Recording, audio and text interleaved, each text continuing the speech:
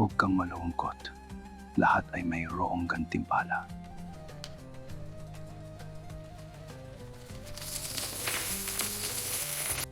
Tumahimik ka na, iniwan ka ang Diyos mo, Samson.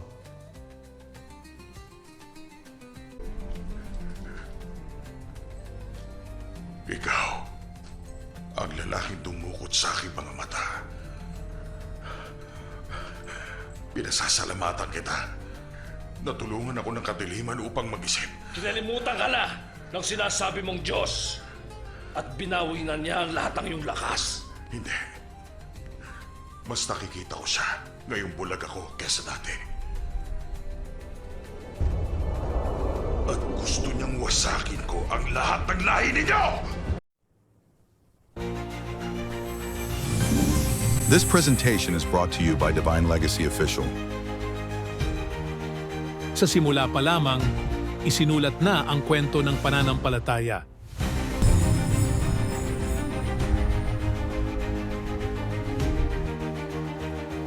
Isang kwentong naglalakbay mula sa hardin ng Eden, kung saan sina Adan at iba ay nagkamali.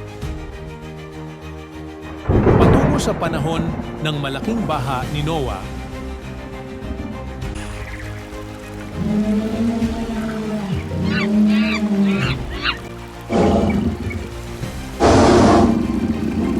ang lakas at pag-ibig ni Samson.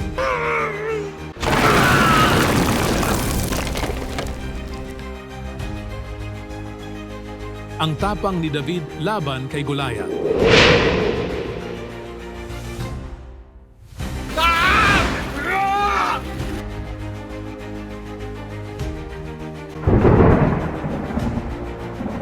At ang pagtawid ni Moses sa dagat upang palayain ang Israel. Kasama rin dito ang mga dakilang propeta.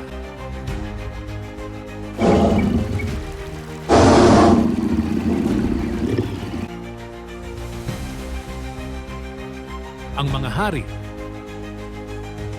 at ang Mesyas na darating.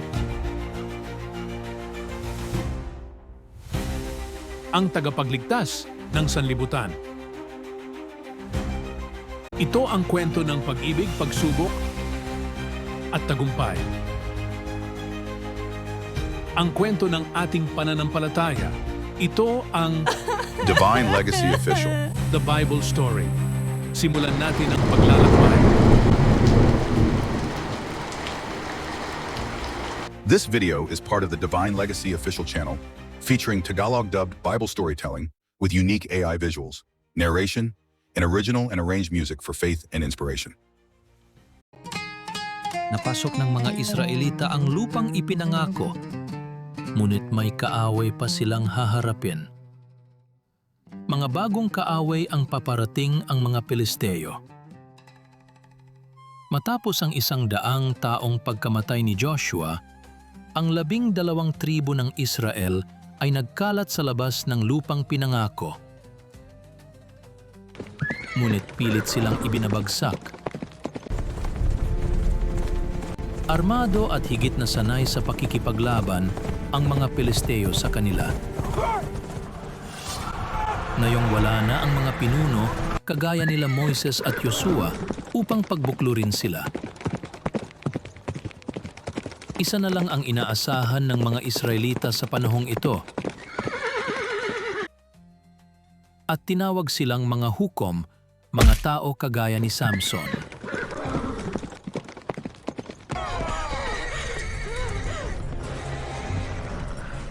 Ina, tayo na.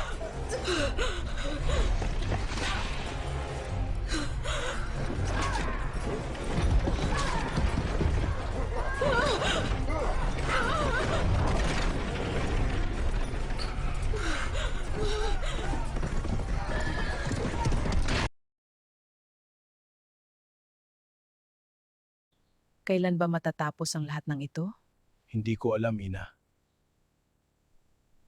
Kailangan mo silang labanan. Yan ang gusto ng Diyos, Samson. Bakit kita isinilang? Natandaan mo ba? Ang sinabi ng mensahero niya sa akin.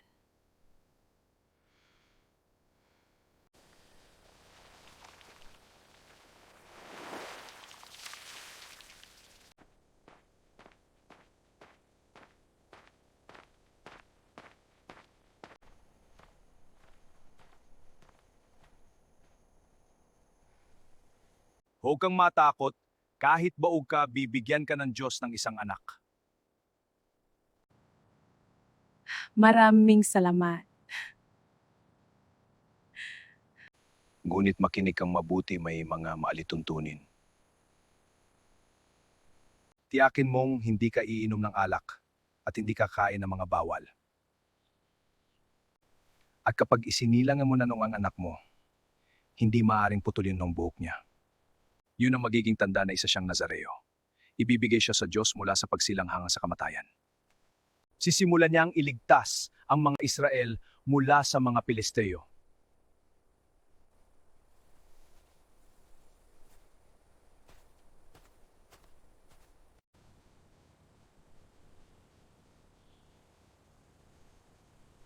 Mula sa Panginoon. At ang iyong tungkulin ay itaboy ang mga Filisteo sa bayan natin.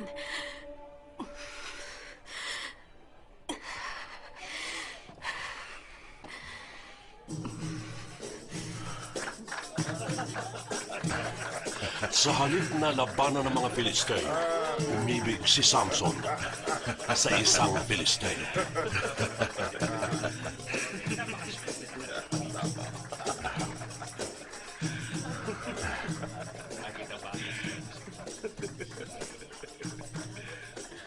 Kakausapin ko ang aking ina. Sige.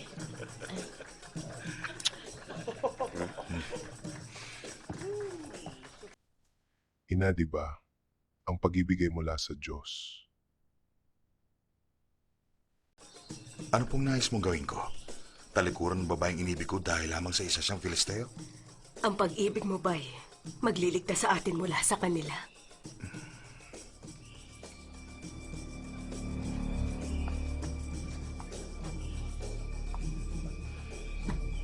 Kailangan makausap natin ang mga Israelitang ito para maging maliwanag sa kanila. Hindi nila maaaring kunin ang mga kababaihan natin. Hindi maaaring magsama ang mga lahi natin. Paano natin siya harapin? Hindi siya ang haharapin natin. Buksan niyo ito! Nasaan si Samson? Hindi ko alam. Nasaan siya? Wala siya dito! Ama! Ama, wag! Wag! Hena, Pakiusap! Wag! isa kang kahihiyan sa lahi ng mga Filisteo. Pakiusap! Huwag pakiusap! Pakiusap! Pakiusap! Huwag Wag! ka sasaktan! Ama! Pakiusap! Wag! Wag! Nagmamakaawa ako sa inyo! Pakiusap! Wag! Wag! Wag! Wag! Wag!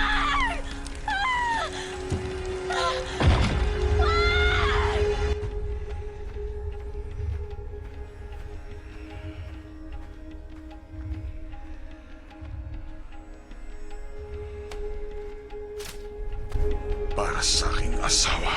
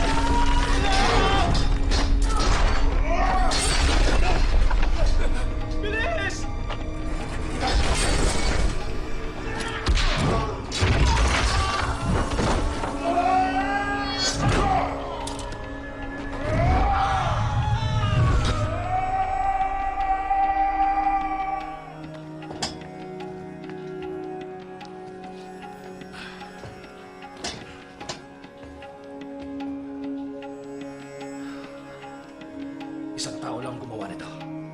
Nasaan siya? Dapat itong malaman ng mga kalahi niya! Ikaw! Ikaw ang nagdadala kay Samson sa akin at hindi mo ako paghihintayin. At sa bawat araw na hindi ko siya makita, isa sa inyo ay mamamatay mula sa araw na ito.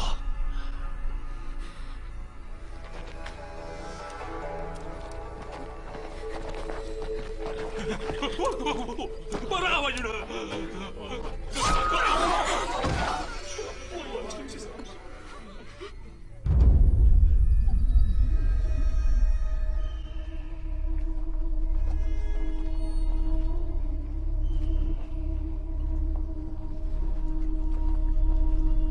Samson!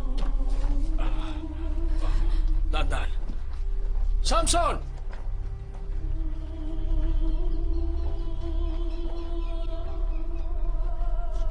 Samson? Samson, nandyan ka ba? Ina?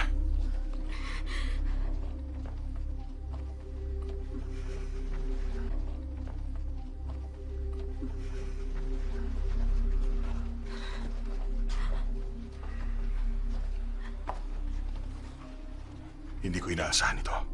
Patawad, Ina. Naparito kami upang kausapin ka, Samson. Kausapin? Maaari bang tumigil ka na sa pagpatay? Pakiusap.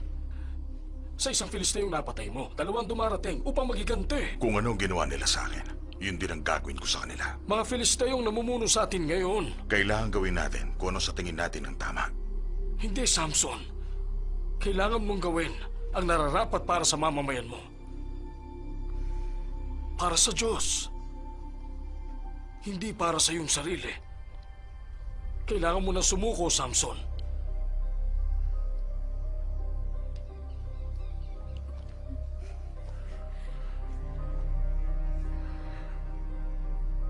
Ina, ito po ba ang gusto ng Diyos? Hindi ako nakatitiyak.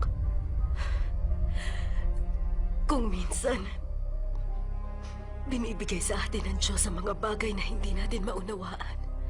Ang Diyos ang gagabay sa iyong pasya.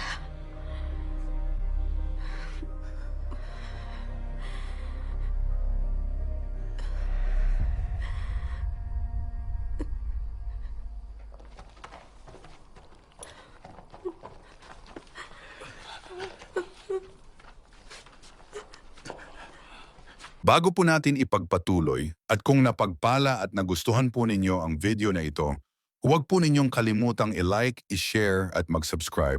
Malaking tulong po ito para sa katulad kong content creator at upang mas marami pa tayong maaabot at mabahagi na ng salita ng Diyos. Maraming salamat po.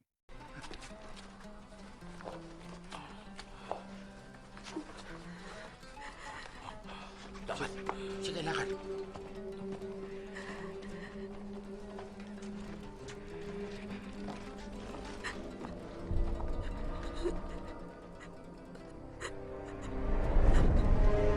Tabi! Ang lalapit!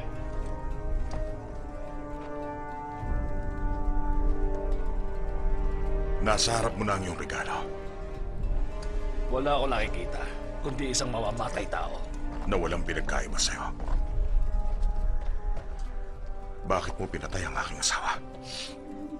Upang turuan ka at ang mga kalahi mo ng aral. Sumuko ako upang iligtas ang aking mga mamamayan. Huwag mo na silang sasaktan. Kung mas marami akong tauhan, ipatatapong kita sa kagubatan kung saan ka nararapat. Magsasaya akong patayin ang buong lahi niyo.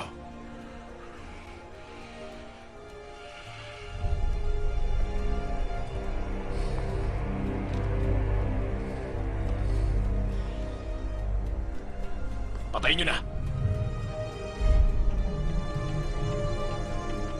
Ang iyong tungkulin ay itaboy ang mga Filisteo sa bayan natin.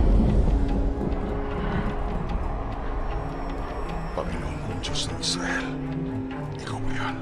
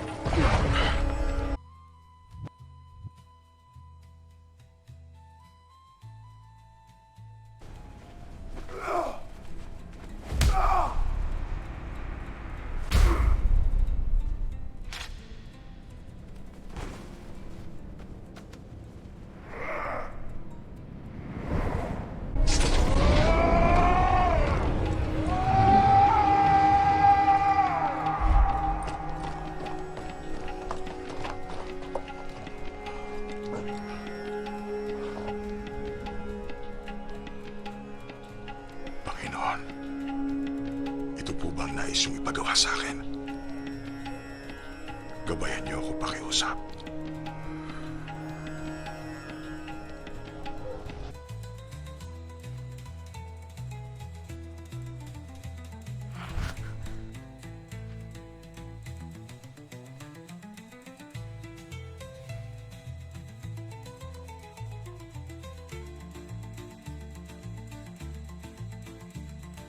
Halika.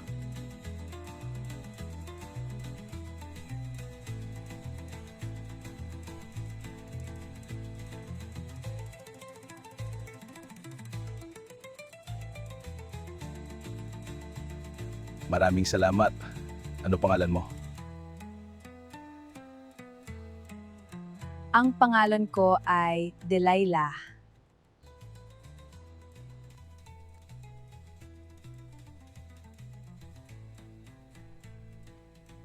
Si Samson ay binigyan ng pambihirang lakas para itaboy ang mga Pelisteo.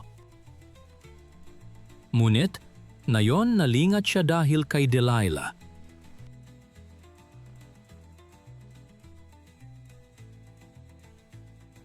Nadagon. Panginoon at manlilikha, Diyos ng aming lahi. Ibigay mo sa aming mga kamay ang aming kaaway na si Samson, ang sumira sa aming bayan. May balita na kami kay Samson. May bago siyang kinakasama. Isang babaeng Filisteo. Isa ulit Filisteo. Anong pangalan niya? Delilah. Kilala ko siya. Dalhin mo siya sa akin.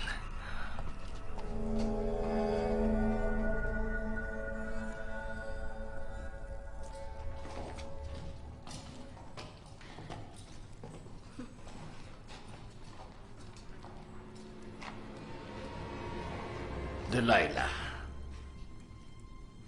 Salamat dahil dumating ka.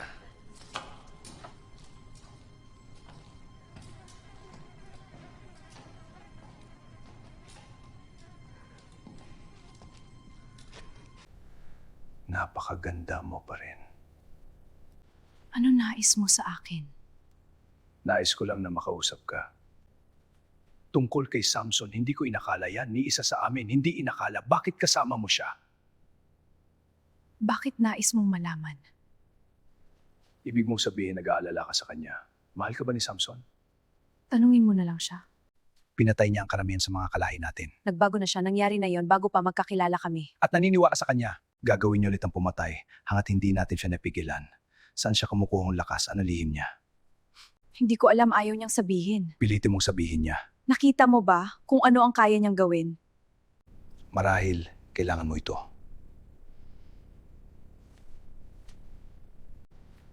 Alam kong kailangan mo ito.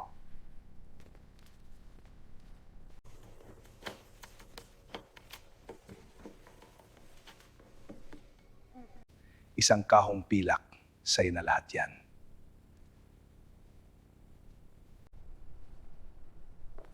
Sandali lang. Hindi pa ngayon hanggat hindi mo pa inaalam ang lihim niya.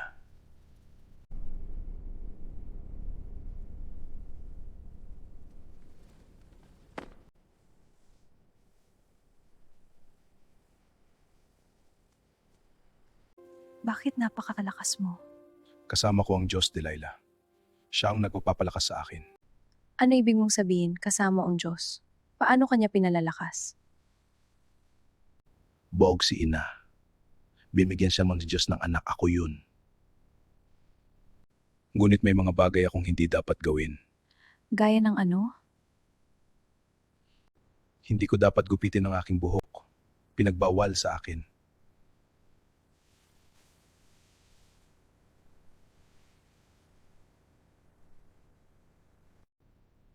Bilang tanda ng aking pagsunod.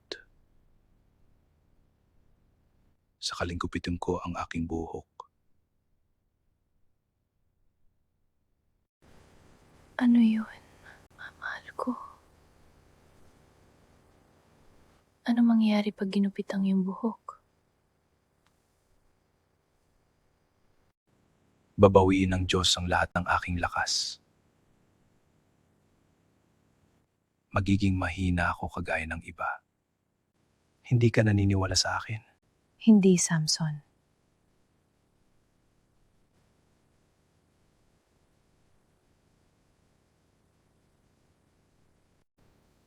Naniniwala ako sa iyo.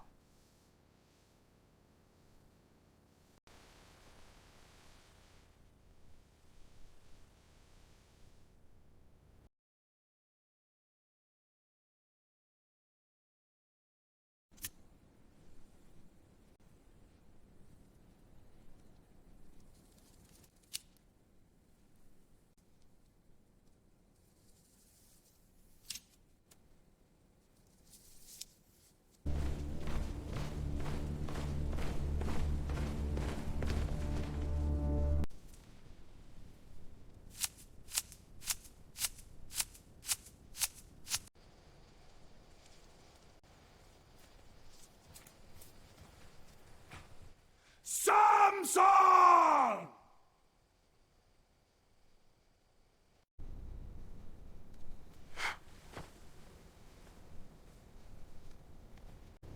Takpin siya! Waan nang ginawa mo sa akin!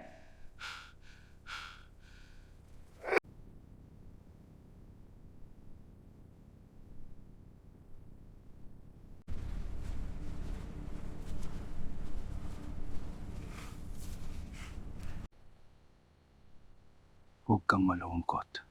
Lahat ay mayroong gantimpala.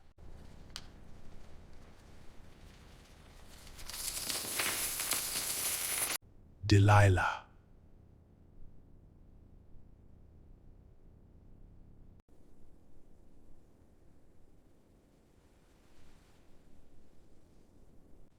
Titigan mo na siyang mabuti. Tandaan mo ang araw na nakilala mo ang magandang si Delilah.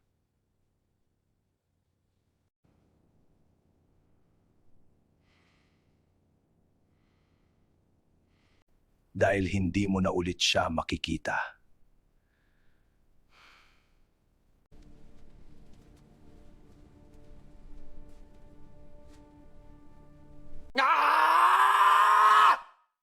Bilis!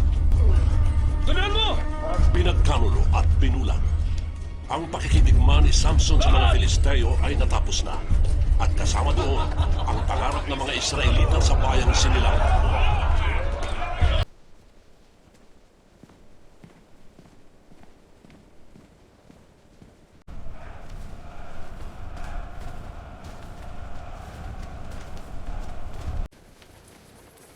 Nangihina ako, isandal niyo ako sa haligi.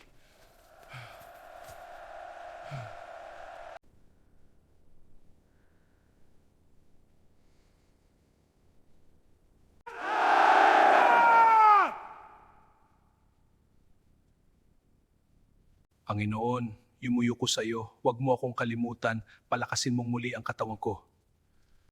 Tumahimik ka na, iniwan ka ang Diyos mo, Samson.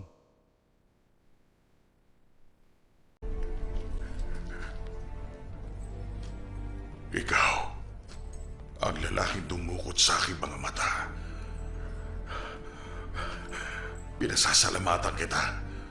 Natulungan ako ng kadiliman upang mag-isip. Kinalimutan ka na ng sinasabi mong Diyos at binawi na niya ang lahat ng iyong lakas. Hindi. Mas nakikita ko siya. Ngayong bulag ako kesa dati. At gusto niyang wasakin ko ang lahat ng lahi ninyo!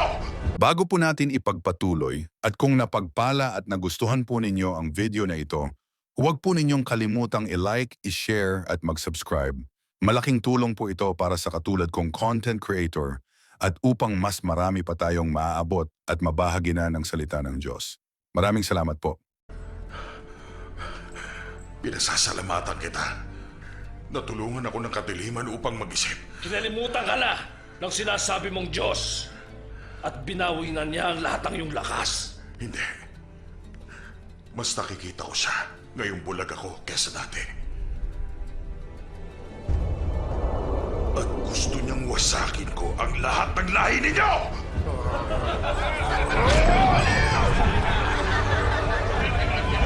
Wala ka ng lakas, Samson!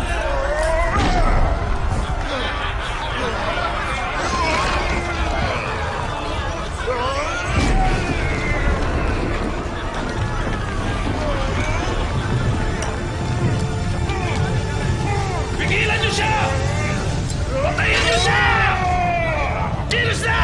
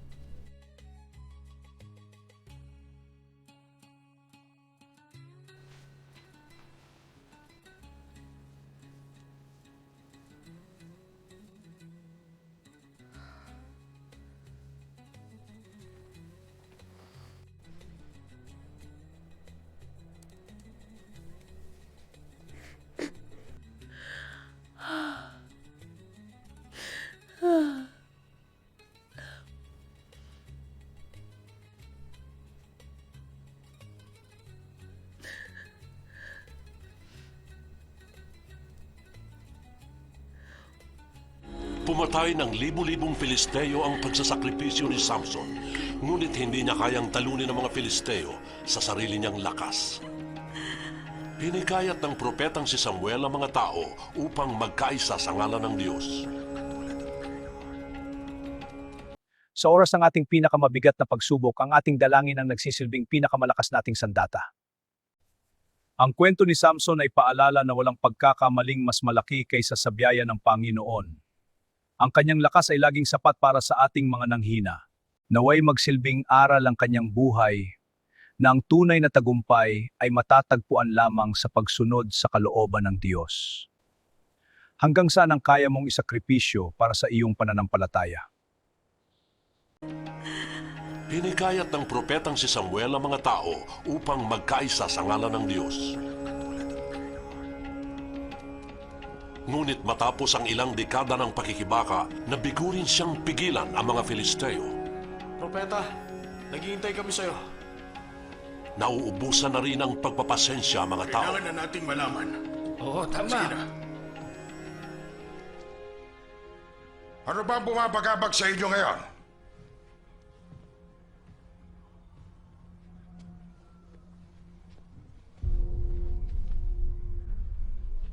Ang totoo, nagpapasalamat kami.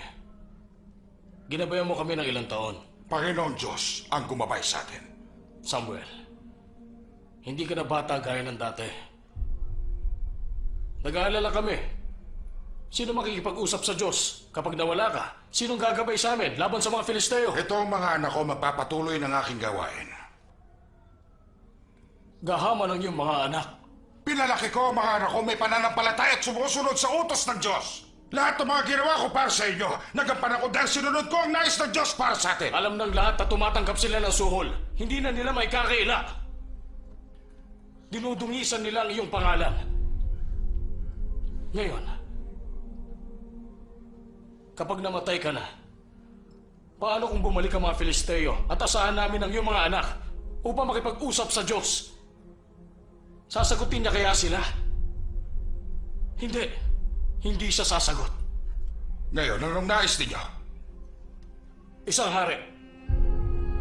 Nagaya ng ibang mga bansa. Ngunit tignan niyo ang gawain ng ibang mga hari. Naging malupit sila. Ginawa nilang alipin ang mga mamamayan niya. Hindi, kung siya ang pinili ng Diyos. At kung babasbasan niya ng isang manggagawa ng Diyos. At ikaw yon. Tatanggihan niyo ang ating Diyos? Di ba, pinangako ng Diyos ang lupaing ito? Ito ang kanyang kaharian. Siya ang nag-iisa nating hari. Pakikinggan ka ng ating Panginoon, Samuel. Kailangang humiling ka sa kanya na pumili ng hari natin. Iwan niyo ako. Lahat kayo! Ibinigay ko sa kanila ang lahat. Ngayon nais nila akong talikuran. Gayon din kayo, Panginoon. Ngunit kung nanaisin niyong mabigyan ko sila ng hari, yun po ang aking susundin. Ngunit sino naman kaya?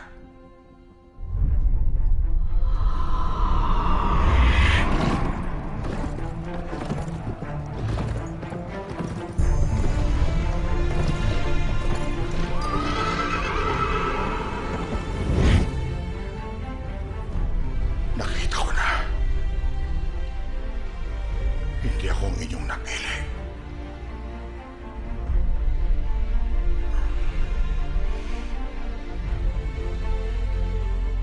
Ngunit mananatili akong isang propeta. Handa akong gabayan ng inyong hari.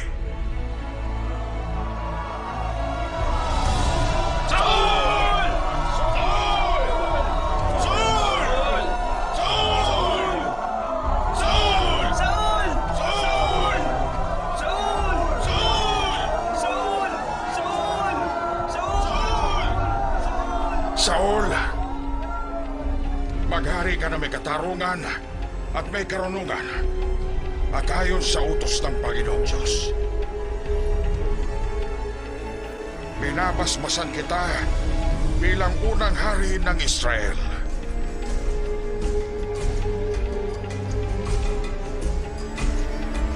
At ako, bilang propeta ng Diyos, ay makatulong sa iyo sa lahat ng aking makakaya. Doon nagsimula ang bagong panahon sa buhay ng mga Israelita. Ang panahon ng mga propeta at mga hari. Kailangan nilang magtulungan upang bantayan ang lupang ipinangako. Abangan ang susunod na kwento ng kabayanihan at himala. I-follow ang aming paglalakbay sa Divine Legacy Official. Ang pamana ng pananalig ay nagpapatuloy sa susunod na kabanata. Salamat po!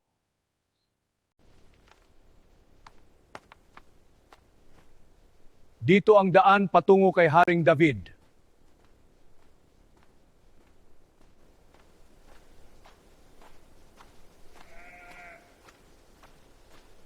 Kung nagustuhan mo ang video na ito, huwag kalimutang mag-subscribe, mag-iwan ng like, at i-share ang salita ng Diyos sa iba.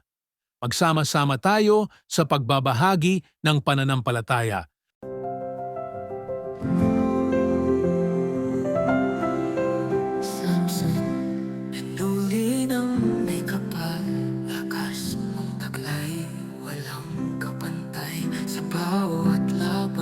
Ikaw ang gabay sa kamay ng Diyos, tagumpay ay tunay.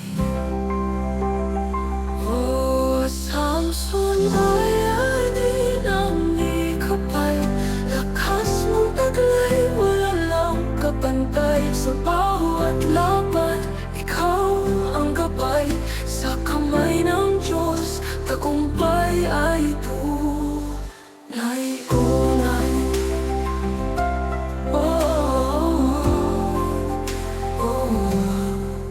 Samson, bayani ng Israel, sa tapang mo patiray gumalaw. Ang lakas ng Diyos, iyong santigan, sa huli tagumpay ang hatid sa bayan. Ilabanan ang mga Filisteo, walang takot sa dami ng kaaway. Sa ng Diyos, ika'y tumindig, binigyan ng kapangyarihan, hindi matitingan.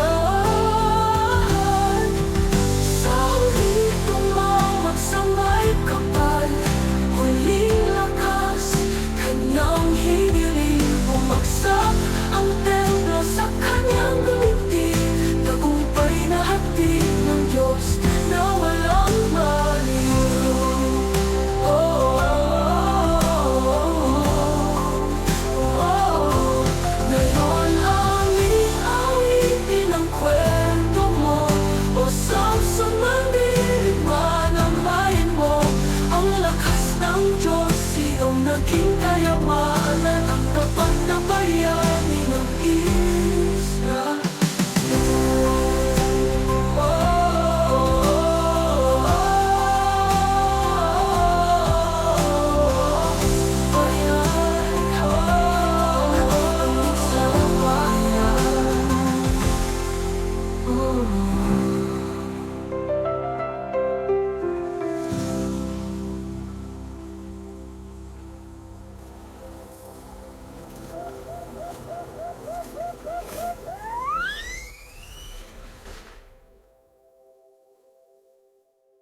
Nilabanan ang mga Filisteo, walang takot sa dami ng kaaway. Unang Diyos, ika'y tumindi, binigyan ng kapangyarihan, hindi matitinag. Sa huli, tumawag sa may kapal, huling lakas, kanyang hiniling. Umaksang ang templo sa kanyang gamit, tagumpay na hatid ng Diyos na walang aliw. Ngayon aming awitin ang kwento mo, O Samson, mandirigma ng bayan mo, Amo.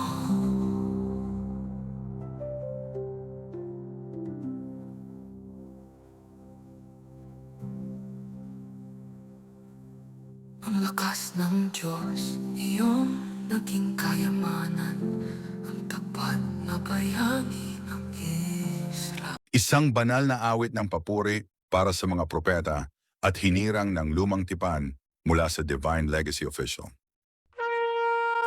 Testamentum Vitus, a sacred hymn of the prophets and the chosen. Mula sa alab ng simula, nilikha ng Diyos ang liwanag. Adan at Eva, unang hininga, pag-ibig niya'y walang kapantay. Sino ay tumayo sa gitna ng ulan, may daong ng pag-asa at pananampalataya. Tinig ng Diyos, gabay sa dilim, landas ng buhay kanyang itinitindi. Testamentum Vetus Lux in Tenebris, Fidei Patres, audite vocem Dei, Sancti Profetei, ad declamamus. Sa landas ng daan kami susunod. Si Abraham, ama ng pananampalataya, naglakad sa paniniwalang totoo. Si Isaac, handog ng pagsunod, at si Jacob, taglay ang pangako.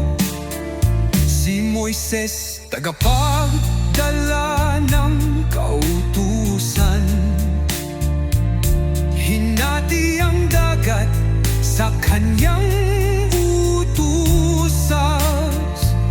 Si Joshua'y matapang mananampalataya, hanggang Jericho'y bumagsak sa papuri.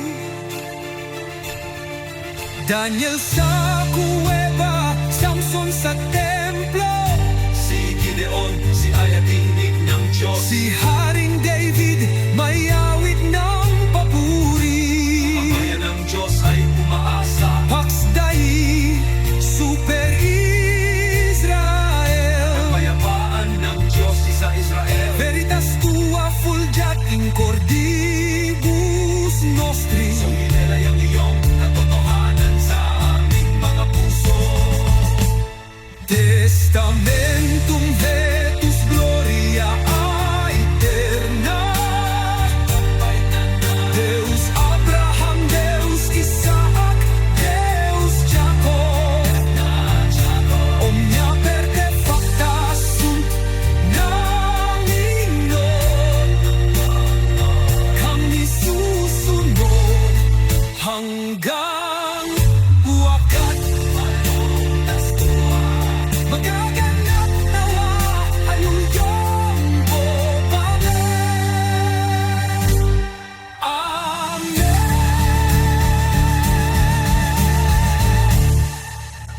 Testamentum Vitus, a sacred hymn of the prophets and the chosen. Kung nagustuhan ninyo ang kantang ito, huwag po ninyong kalimutang i-like, i-share at mag-subscribe sa aming channel. Pindutin din ang notification bell upang maabot pa natin ng mas marami pa sa pamamagitan ng mga awitin ng pananampalataya. Salamat po. Hukom Kabanata 16, Talata 28. At tumawag si Samson sa Panginoon at nagsabi, O Panginoong Diyos, alalahanin mo ako, isinasamo ko sa iyo. Bigyan mo ako ng lakas, ngayong minsan na lamang, upang makapaghiganti ako sa mga Filisteo para sa aking mga mata.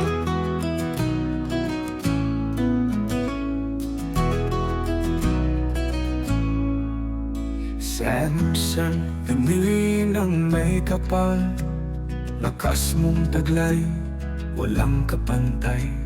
Sa bawat laban, ikaw ang gabay, sa kamay ng Diyos, tagumpay ay tunay. O Samson, bayani ng ikapal,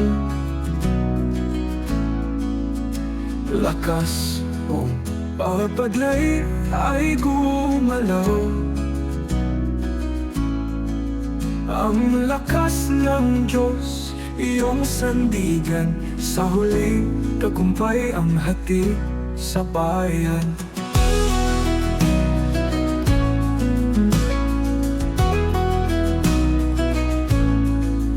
Nilabanan ang mga Filisteo, walang takot sa dami ng kaaway. Sa pangako ng Diyos, ika'y tumindig, binigyan ng kapangyarihan, hindi matitinag. Sa huli, tumawag sa may kapal, huling lakats kanyang hiniling. Bumagsak ang templo sa kanyang galing, tagumpay na hatid ng Diyos na walang maliw. Ngayon ang awitin ang kwento mo, O Samson, mandigma ng bayan mo. Ang lakas ng Diyos, iyong sandigan, sa huli tagumpay ang hatid sa bayan.